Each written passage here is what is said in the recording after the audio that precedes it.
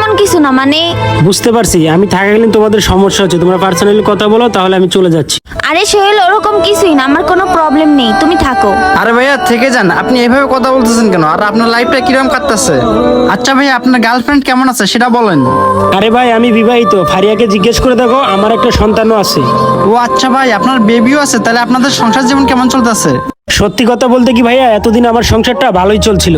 ভাইয়া আজকে মনে হয় বাসায় গিয়ে আমার স্ত্রীকে ডিভোর্স দিতে হবে। কি কি বলতেছে সোহেল এসব? ডিভোর্স? তো ভাবিকে কেন ডিভোর্স দিবেন ভাই আপনি? কি বলবো ভাই, আমার ওয়াইফের কথা, একটা সন্তান রেখেও সে পরকিয়া করে। আর একটা সত্যি কথা বলি ভাই, আমার মন থেকে, ও যার কাছে যে সুখে থাকবে তার কাছে গিয়েই থাক। ভাইয়া একটা কথা বলি, ডিভোর্স দিলে সবকিছু সমস্যার সমাধান হয় না। হ্যাঁ, জীবন তো ঠিকই বলতেছে।